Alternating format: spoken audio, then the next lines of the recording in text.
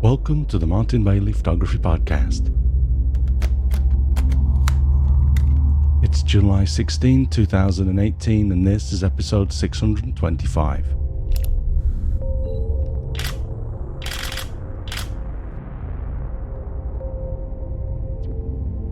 This week we conclude our 2018 Complete Namibia Tour Travelogue series with our wildlife extravaganza in the Etosha National Park, literally completing the photography of the main photography genres that Namibia offers visitors. When I put this epic trip together and called it the Complete Namibia Tour and Workshop, I was very conscious that I wanted to make Etosha a part of it, and I am so pleased that I made this decision. Without Etosha on the itinerary, you generally leave Namibia with a feeling that you didn't do her wildlife justice. The thing is, there is wildlife across most of Namibia, and we had some beautiful opportunities before getting to Etosha, but you never feel that you've really done wildlife until you spend at least a few days in this beautiful national park. As I mentioned last week, we actually start our Etosha experience in a lodge with a private reserve adjacent to the park. The animals actually come and go as they please to an extent, because neither the owners of the reserve nor the Etosha wardens can keep the animals from breaking down segments of the fences. The great thing about the private reserve, though, is that the guides know the place and the animals like the back of their hands. I don't want to play down the knowledge that our two main guides and drivers for the trip have. They know the entire country like the back of their hands. But when in a small reserve, it's often a good idea to take the game drives that they offer, as they can be very productive. At the end of last week's travelogue, I shared a photo of a lioness that I'd shot accidentally in 3D. And that was literally one of the first images that I shot as we started our first game drive with the lodge after lunch on our first day at Etosha. A few minutes later, we came across a male lion lying in some beautiful long golden grass, as you can see in the first photo that I wanted to share for today. In my first few shots of this majestic young lion, he was just sitting in the grass. That's great because it gives me a moment to check my exposure. But then, as they often do, he rolled back his head and gave us a great big yawn. If you know lions, you can probably tell it's a yawn, but it also might look like an almighty roar. I love the detail in his mouth and those huge teeth and the rasps on his tongue. To focus, I had been careful not to catch the blades of grass in front of the lion, as that would leave the main subject soft. At some points, I think I manually tweaked the focus to ensure that he was sharp. Because I use the back button focus after I've manually tweaked the focus, I can simply not press the AF button again. And because I have also disabled autofocus on the shutter button, the camera doesn't try to focus again as I release the shutter. This is one of the most useful aspects of using back button focus. You can switch between manual and autofocus just by pressing or not pressing the AF button. In fact, if you are in a continuous focus mode, AI focus on a Canon camera, you also have access to continuous focus by keeping your finger on the AF button, or one-shot focus by pressing the AF button and then releasing it. It's like having 3 focusing modes without changing anything on the camera. My other settings for this shot were ISO 1600 to get a shutter speed of 800th of a second at f8, and I was using my Canon 100 to 400mm Mark II lens at 400mm. We'll briefly hear from the co-host that I invited to help me with this year's tour in the recorded comments that I'll play you later, but I wanted to quickly give a shout out to Rich Dyson before we move on. Rich lives in Edinburgh, Scotland, and I'd travelled with him before on my own tours. Rich impressed me with his professionalism and knowledge of photography, so I asked him to help out on this trip. I wanted to mention this now for a couple of reasons. But I was reminded of Rich at this point because when I showed the photo to Rich, he said, "You know, when you show people this, someone will pull you up for the grasses over the lion's face." My reply to this was not really repeatable here, but the sentiment behind it was that if you can only see the grasses in front of the lion's face in this shot, then you really need to develop a better appreciation for the artistic side of photography over the technical. This wasn't directed at Rich, of course, but anyone that might say that. I'm thinking people at camera clubs who have to find something negative to say when they aren't able to talk in a positive way. And I think that there are way too many people like that out there. Anyway, before that develops into a full-on rant, I wanted to add that Rich was really good at helping people in our group that were struggling with some of the more basic aspects of photography. I often tend to start at a higher level and need to see some glazed over eyes before I realize that I'm talking over someone's head. But Rich does short courses starting from beginner levels in Edinburgh and is really good at it. Of course, he can help advanced photographers too, so if you live in or can get to his neck of the woods and want a bit of help with your photography, get in touch with Rich Dyson at richdysonphotography.com. Literally just moments after I shot the previous image, as the lion closed his mouth, I got this next image, which looks to me like a scowl now. Again, not really like a big frightening yawn. There is still grass in front of his face, more now than before in fact, and yes, I notice it, but I think that these photographs go beyond that, and guess what? This is the sort of environments that lions like to rest in.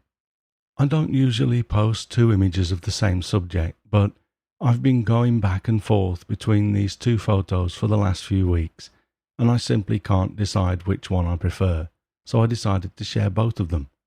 They are both cropped very slightly, maybe 7% of the width of the image, so at 50 megapixels the detail is absolutely incredible. I'm looking forward to getting fully caught up on business so that I can have an afternoon printing some of these photos and just poring over them.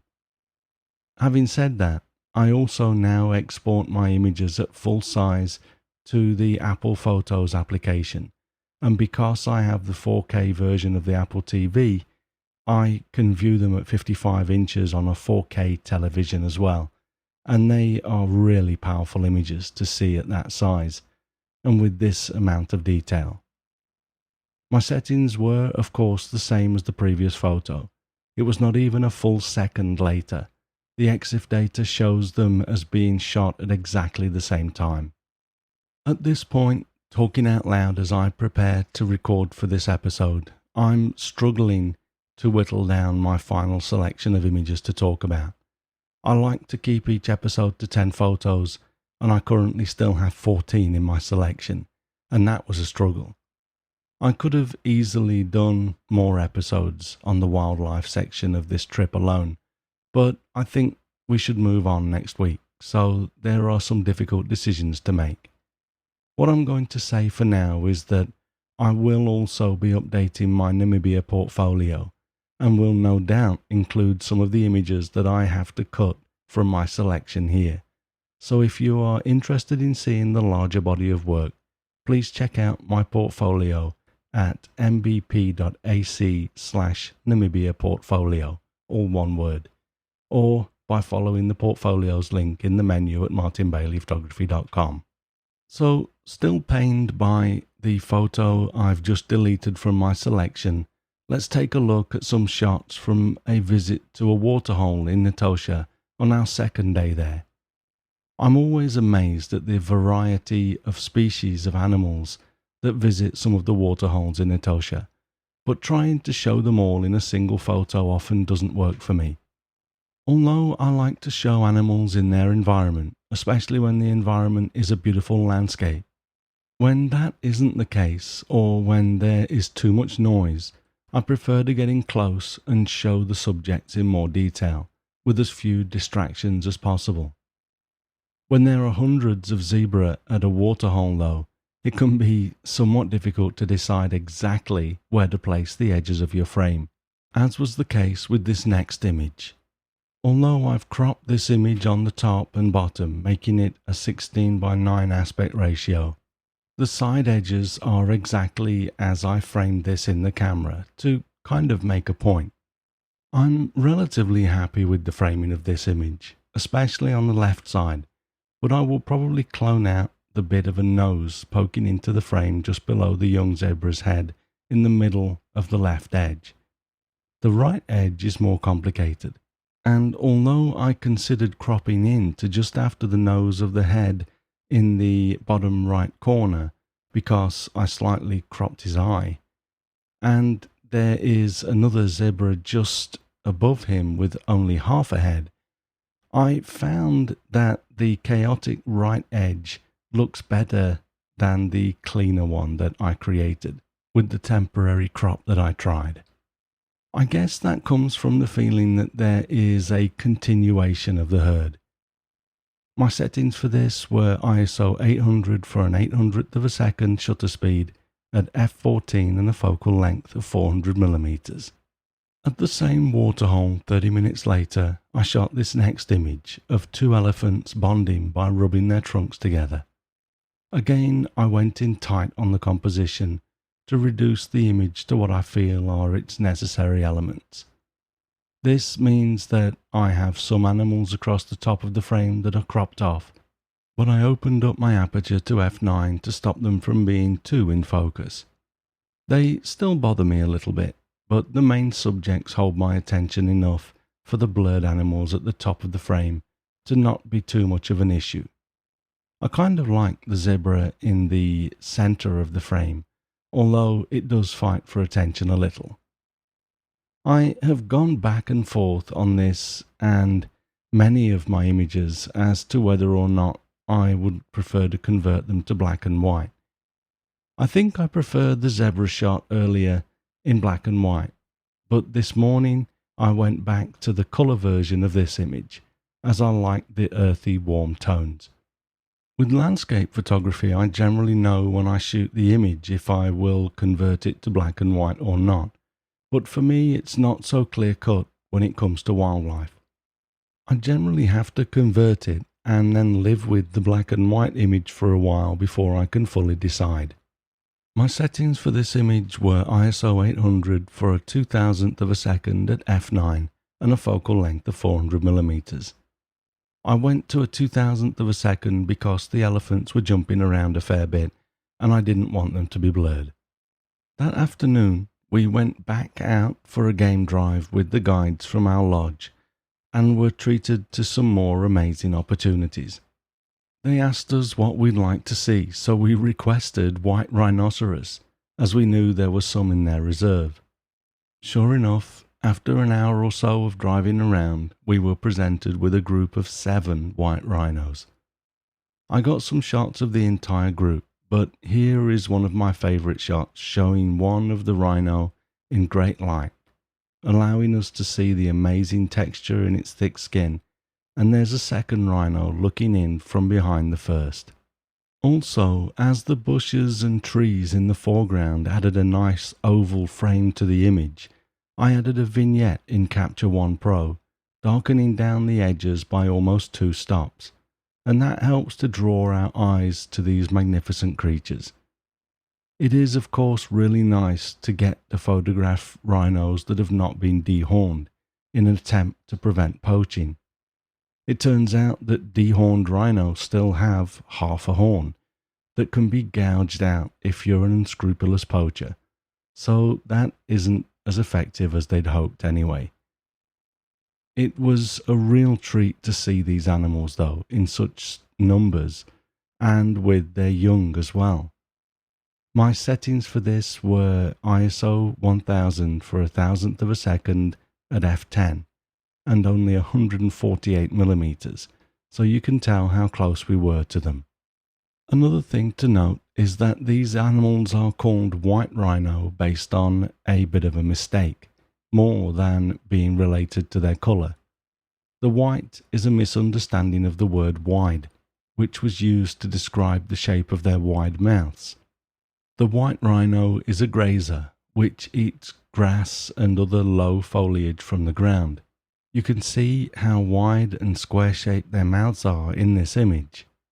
In this next image, though, we see a black rhino from the following day in Etosha, and you can perhaps make out his much more triangular-shaped pointed mouth. The black rhino is a browser rather than a grazer, which means he has hooked lips to eat leaves, branches and roots. As the naming is based on a misunderstanding, these two rhino are now also sometimes referred to as the square-lipped and the hook-lipped rhinoceros. You maybe can't tell from these two photos, but the white rhino is also up to almost double the size of the black rhino. I had no trouble deciding on whether to stay in colour with these images. With the rhino being basically a large living grey card, they really lend themselves to black and white photographs, especially when the surroundings aren't adding much colour-wise. I think the conversion really helps to see the texture in their skin too. I added just over a one-stop vignette to this image as well, for the same reason as the previous image. I'm actually thrilled that we were able to photograph the two types of rhinoceros in Etosha, both with their horns as well. I had shots of them from last year, but none with horns. Now, of course, I fully support any attempt to stop the poaching of animals in Africa, but these were very special photography opportunities that I was very grateful for. My settings for this shot were ISO 800 for an 800th of a second shutter speed at f11, and I had my 1.4 times extender fitted to my 100 to 400mm lens for a focal length of 560mm. The next photo is another image that I have decided to overlook an imperfection for the greater good. As we headed for our lodge for the second 2 nights we'd spend in Etosha, we stopped to photograph this journey of giraffes. I love that collective noun for giraffes on the move, a journey. How cool is that? The imperfection might not be obvious in the web-sized image, but as with the oryx image that I spoke about in episode 623, the heat is causing the air to shimmer like a mirage, so the giraffes are actually all wobbly. We can, of course, see exactly what they are, and depending on how you look at it, the shimmer might even add to the story by showing us that the air is hot. I toyed with the idea of cropping this down to a 16:9 or even a 2:1 aspect ratio, but the foreground isn't distracting, and I placed the giraffes at the top of the frame to emphasize the fact that they were in the distance, as well as to minimize the boring pale blue sky. So I think I'm going to leave this in its original 3:2 ratio crop, at least for my base copy. I may crop it for specific uses later, but that goes for all of my work really. My settings for this image were ISO 800 at 1,000th of a second at f11 and a focal length of 400mm. I'm really quite happy with this next image, as I've been hoping for a shot of an elephant looking straight back at me from the waterhole for a number of years. I'm particularly happy that the waterhole looks relatively natural, because from a few paces to the right of the frame here, the concrete edge of the waterhole starts to become visible and it doesn't look nice at all. I would have liked to have had a bit more of the elephant's reflection in the water, but this waterhole is very narrow, so if I pulled back any more, you start to see the bank on this side. Still, I like the way the elephant's ears are spread out a little, but he's not really in a defensive pose. I decided to convert this to black and white because I think it adds to the mood, and as with the rhino shots, it helps us to see the texture and detail in the skin of the elephant. I also think the shadows look better in black and white, and with the lack of colour, I think we depend on the contrast between the shadows and the highlights a little more. My settings were ISO 800 for an 800th of a second at f11 and a focal length of 271mm. I have cropped in on this slightly in post. The following day we heard from a few people and also checked the sighting log at the nearby park office, and there had been multiple sightings of both a family of cheetah and leopards in the same area. After looking around for a while, we figured that the leopard sighting was probably just someone somehow mistaking the cheetah for the leopard, but we did find the cheetah. In fact, despite us driving along the area of the sighting for a while, on our second pass, our driver and guide found the mother sitting out on the edge of the salt basin, so far away that literally no one in the car would have thought it was any more than a stick or a small bush. Surely enough, though, I shot a photo of it at 400mm and zoomed in to 100% on my camera and confirmed that it was indeed a cheetah. In my photo, it was probably around 20 pixels tall. We waited for a while, but she was obviously not going to come close enough for us to photograph her for a while, so we decided to go and get lunch and hope that she'd come back to the shade of the closer trees as the midday sun got the better of her. We also knew that she had to be hiding her cubs somewhere, and that may well have been also in the shadow of the trees that we could see. This turned into a bit of a test of the group's patience, as after lunch she did come a little closer to the road, and we started to see her with the 3 cubs that had been sighted, but we weren't really able to get any shots for a number of hours. We voted in our car, and a little bit of persuasion on my part led to my group staying, and the second vehicle went off to try and find something else to shoot. Personally, I'm pleased we stayed, because there were a few beautiful shots for the making shortly before 4 p.m, as the cheetah family became a little active, as you can see in this photo.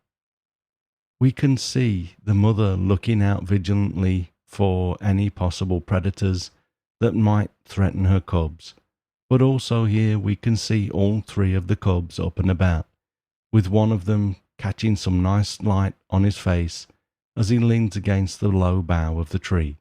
There were very few moments when all 3 cubs were visible like this, along with the mother, so I'm pleased to have been able to shoot this. The other thing that I really like about this shot is that it's also a relatively nice landscape image, with the golden foliage and the camelthorn trees, and the plain in the distance just visible through the trees.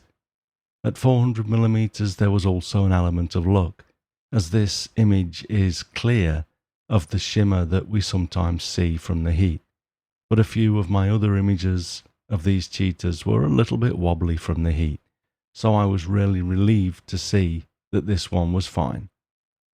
My settings were ISO 1600 for a shutter speed of 2500th of a second at f8. I was set at a high shutter speed because the mother was also obviously hungry, and there were springbok in the area, so I wanted to be ready if she gave chase. One of the great things about photographing in Etosha is that people are very open with their sighting information. They will sometimes stop and ask us what we've seen, but quite often, if someone has seen something cool, they'll just stop as they drive past and let us know. After we'd got what I believe were the best shots to be made of the cheetah, with of course the risk of missing the chase for a springbok, a car stopped and told us that there were some elephants at the waterhole 10 minutes down the road from where we were, so we decided to go and check that out. When we got there, the elephants were moving away from the waterhole, but one had stopped with one foot up on a rock or a dirt mound and was picking up dust in his trunk and throwing it onto his back, having a dust bath. With the sun behind the elephant, it was almost a silhouette shot until I opened up the shadows in post, but that also gave me some great backlight for the dust, highlighting it against the side of the elephant, so I was happy with the camera angle. We can also see a few springbok on the plain in the background, and that distant shimmer, a telling sign that we're in Africa, even though it was towards the end of the day in the middle of the Namibian winter. It's actually a really comfortable time to visit, as it gets hot, but not uncomfortably hot, and the mornings and evenings are actually quite cold, so we generally don't have any problems sleeping, etc. Anyway, my settings for this image were ISO 800 for a 1600th of a second exposure at f11 and a focal length of 400mm. Okay, so that's our 10 Etosha National Park wildlife photos, but I also wanted to share one last bonus image that I shot on our last night in the park before heading back to Windhoek to fly home. One of the great things about being in the desert is when there's no moon, the Milky Way looks spectacular. Before I went to bed, I decided to shoot a few frames of the sky, and although I shot some wide-angle images with my 11 to 24mm f4 lens with the lights of the lodges at the base of the frame, I actually much prefer this image, shot with my new Canon 85mm f1.4 lens, to just single out a small portion of the Milky Way. The f1.4 lens is actually so bright with its wide aperture that you can see the stars through the viewfinder, which is nice, as I've only ever done astrophotography with f2.8 and f4 lenses in the past, and especially at f4, you just can't do that. I took a few shots as I refined my framing to show this portion of the Milky Way, and having checked on the NASA website after getting home, it seems that I had actually framed up the center of our galaxy, the galactic core, where there is a supermassive black hole called Sagittarius A star, just slightly below and left of the center of this image. Because I was able to see the points of the stars, I was able to focus manually until they were sharp, and I simply decreased my shutter speed over a few frames until I got to 5 seconds, which was the point where I could see that the stars were almost perfectly round, instead of being elongated by the rotation of the Earth. Although I've heard of the 500 rule, I have to admit that I didn't really know what it was until I spoke about the photo the following day with a member of the group who is into astrophotography, and I learned that to get the shutter speed for an image of the stars without them becoming elongated, you simply divide 500 by your focal length. Some people use 600, but 500 divided by 85, my focal length, is 5.88 seconds, and because I'd actually seen a little bit more elongation of the stars at 6 seconds, I was happy that I'd used 5, and the calculation gave me confirmation that I was pretty much spot on. As I mentioned, the following day is really a drive back to Windhoek, where we spend one more night before everyone flies home. So that really brings us to the end of this Travelogue series. As usual though, no trip would be complete without doing a round table with my digital recorder to get a brief comment from each member of the group, which I'll play you now. Okay, so here we are at the end of the 2018 Complete Namibia Tour. I've had a wonderful time. I'll save a few last comments for the end, but we're going to do the traditional round table and get a few comments from each of the participants. And I'm going to start with Rich Dyson. So I asked Rich to come and help me to co-host this, and I personally couldn't have been happier with the choice, and I know that you've all got a lot of great words to say about Rich as well. But thanks, Rich, for everything you've done. And would you like to say a few words? Yeah, hi, I'm Rich Dyson from Edinburgh in Scotland. I've had an absolute blast with Martin. I've attended one of his workshops in the past, and now helping co-host with him has been a real pleasure. As with always with Martin's workshops and tours, it's absolutely fantastically organised. You're going to get to see amazing things, some really special photographs, which I'm sure all the rest of the people will tell you about. Oh, thanks, Rich. So, Murray, would you like to go next?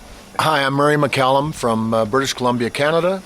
And yes, as Rich said, Martin is an incredible host, very organized, more highlights than I can even number. I came for the Himba, the Skeleton Coast, but was overwhelmed by the animal life. I've been on many safaris, and this is at the top. I'm stunned by the amount of wildlife that we witnessed, and the good company, of course, who all came to share Martin's knowledge. Thank you. Thank you. I've totally enjoyed your banter and your wit, Martin. Jay. This is Jay Tuttle from Indianapolis. This has been another wonderful trip with Martin, and as Murray said, the highlights are just too numerous to mention. Just a wonderful time with a great group of people, and any one of which or all of which I'd just be delighted to travel with again.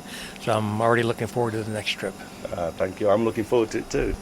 Thank you very much, Martin, for almost 3 weeks of fun and adventure with a great group of people. Namibia is just a wonderful country. It's beyond my expectations, and I look forward to another Martin Bailey trip in the future. Oh, thanks. I'm looking forward to it too. Dave, do you want to say a few words? Yeah, David Carpenter, Atlanta. The best way I can describe this trip is just brilliant. Oh. Just incredible photography and delightful people, both in the group and the people in Namibia. It's just been an incredible experience. Oh, thanks very much. I'm glad you enjoyed it. Jerry, would you like to say a few words?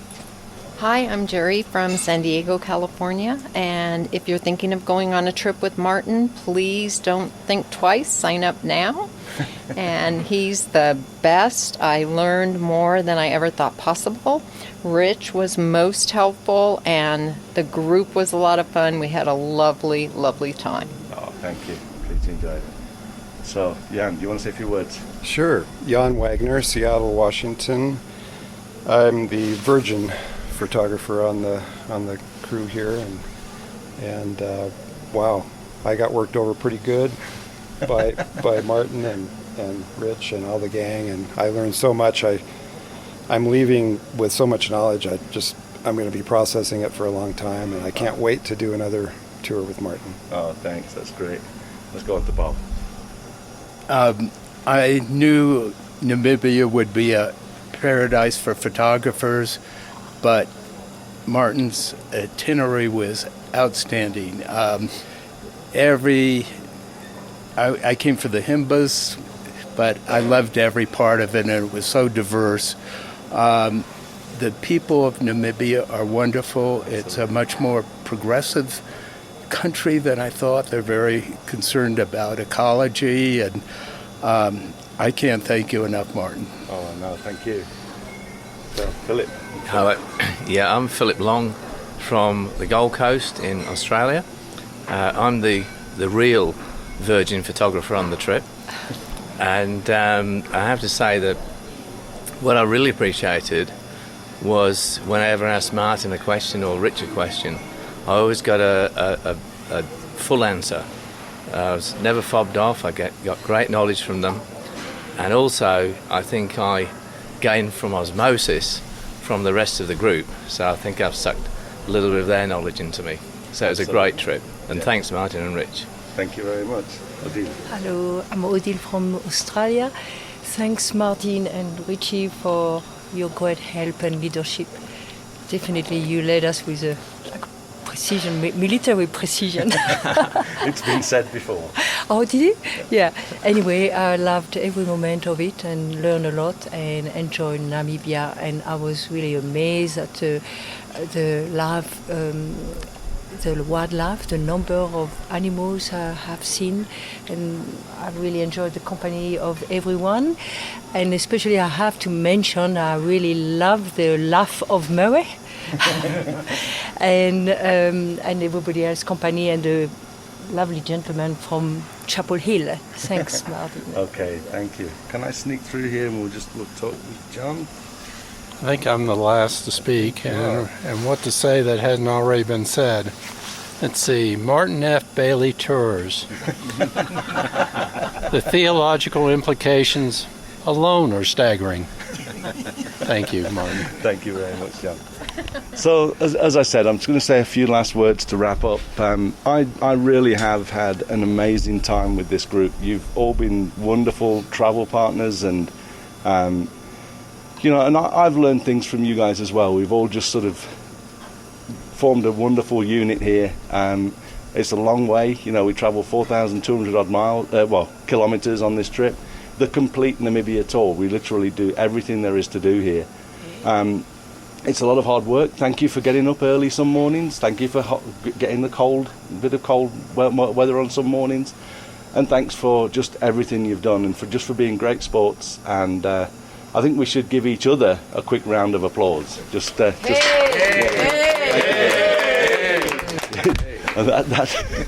Yeah. Okay, thanks a lot.